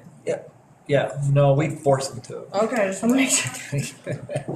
So, but we have a decrease in transportation funds? So that the transportation and general fund that you're seeing there is to transport students. It's not to and from school. That's not what this transportation is. It's other transportation that we have drivers do in the district. Moving them between schools and things like that. Okay. All our white vans and stuff out there. Okay, got it. We have a separate fund for the Durham that you're talking about. Any other questions on this? Just because the question is out there, we should give you I would like to give you the full answer. There was no cost increase for transportation in announcing the total opportunity transportation for all students with Durham. Thank you. Thank you. But we actually increased our revenue because we have more students riding the bus that are paying the fee. So the buses are full or more full and Yes. fuller. Fuller. And so we're making more money per bus. Okay. Right. Understood. Okay. So this is the specific budget resolution number 2.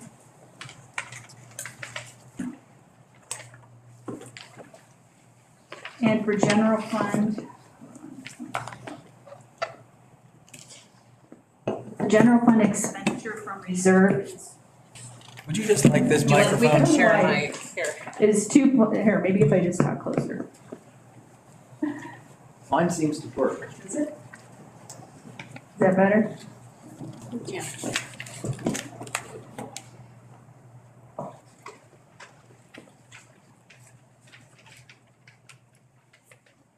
Okay, the general fund expenditure from reserve of $2,961,219, it's right down there, is $10,000 less than resolution number 1, which is the $10,000 I explained earlier because our expenses decreased more than our revenue. And then this bottom section lists each of the funds and their fund balances, and these also changed because of the completion of our fiscal year 22-23 audit. So our actual fund balances changed.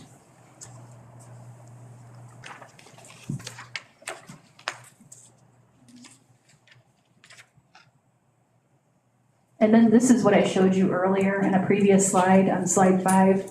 I showed you a comparison of this compared to the adopted, but this is the actual resolution for the revised.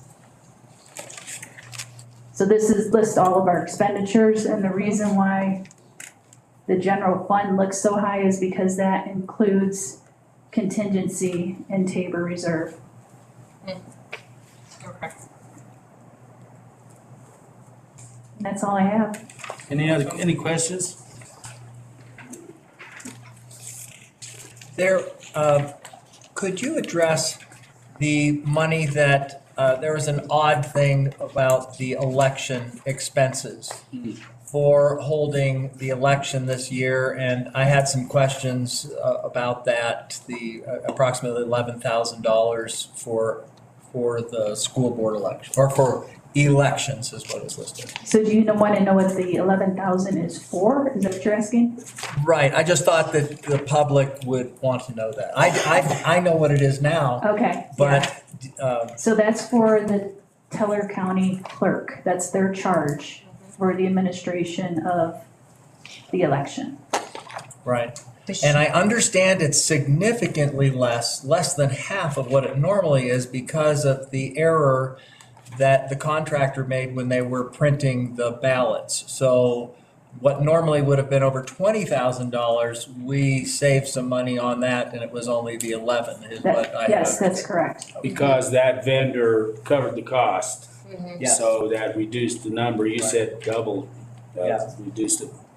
Yeah, so they didn't charge us at all. Is that correct? Yeah. Correct. They didn't charge us at all for the ballots where normally they would. So Yeah, it was just an interesting thing to see in the budget election. And until I knew, well, anyway, I was gonna tell a joke, but it probably wouldn't be funny. So that's every other year we'll have that usually. So. And the money for elections is for the printing of the vendors, I think the machines used, the election judges, the staff, all. The cost from the clerk and recorder's office. Right. Thank you, Amy. Okay, and then Okay, let me read this resolution. This is shorter. I can do this. You want me to read it? Be it resolved by the Board of Education of the Woodland Park School District, RE2, in Teller County, that the amounts shown in the following schedule be appropriated to each fund as specified in the budget for the fiscal year beginning July 1st, 2023, and ending on June 30th, 2024. Do I have a motion to approve? So moved. Do I have a second? Second. Any discussion?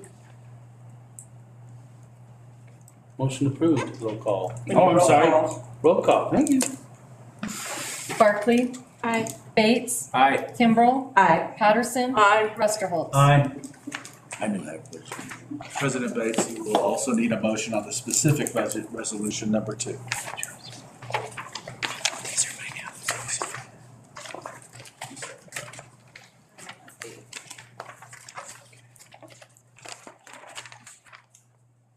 It's not really one you can read very well, you just need to ask for a motion to approve. the Okay. specific budget resolution. Yeah, there isn't a specific resolution written here.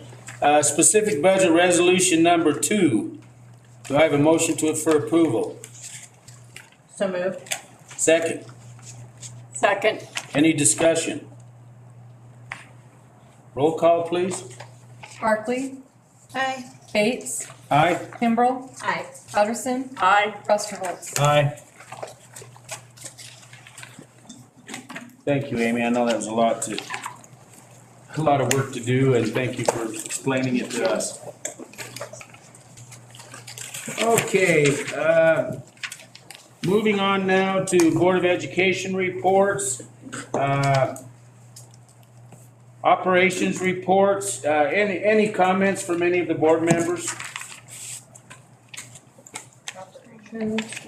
Mr. President, if I may, I'd like to read the press release. Okay, certainly. Okay. There were a number of them, so I wasn't sure which one you meant. The Woodland Park School District is pleased to announce that the national, as I touched on before, is one of the many things that Superintendent Witt has accomplished.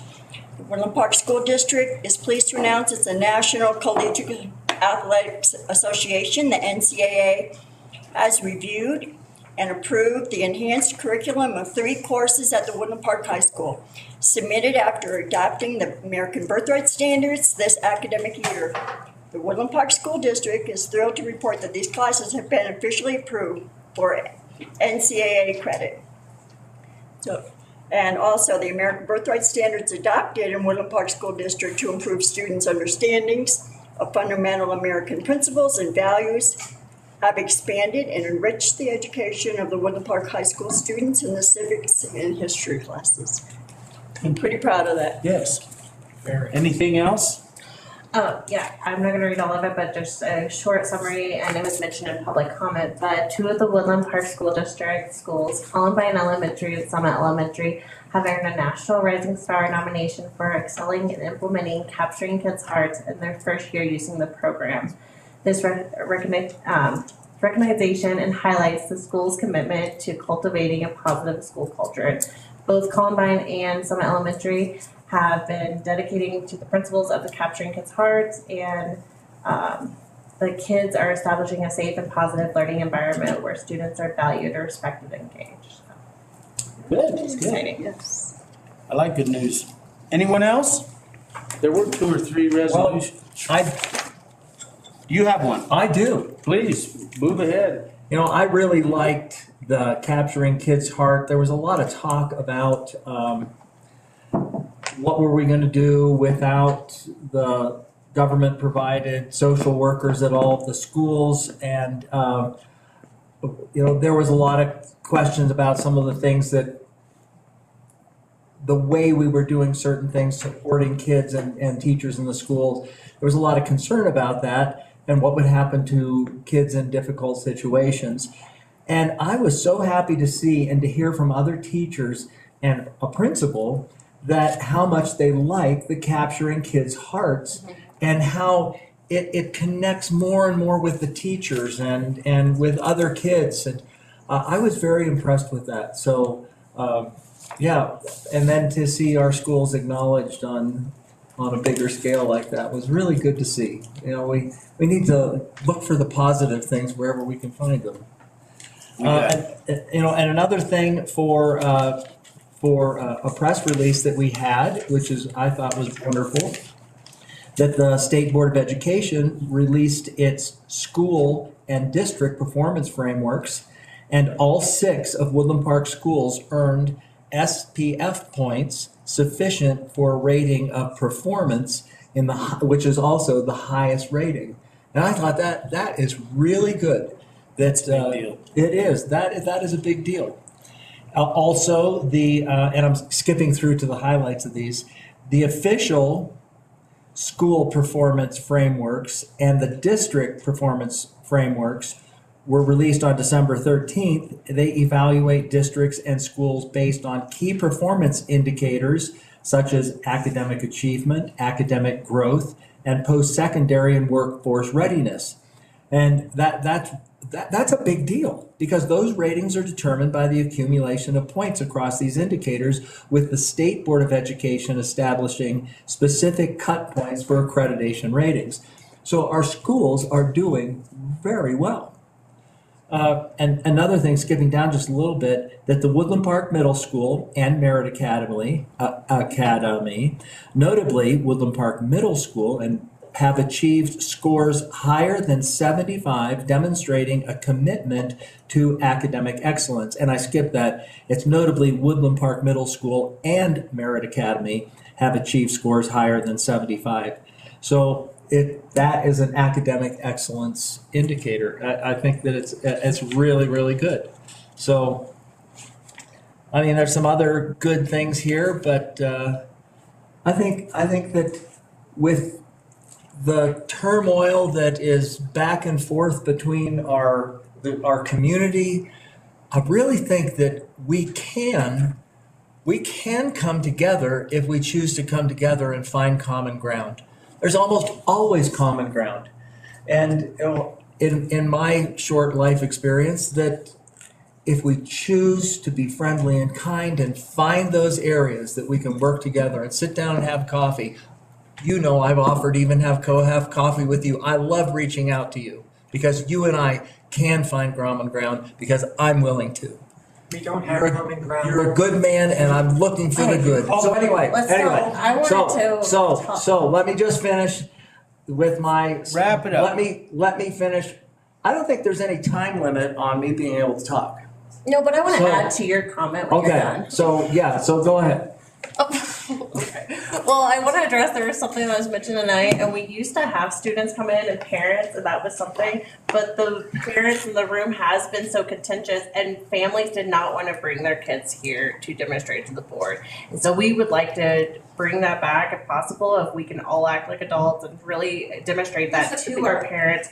Because we want to see that. I have a great keychain, and we've had students in here before. I want the students to come back and do that.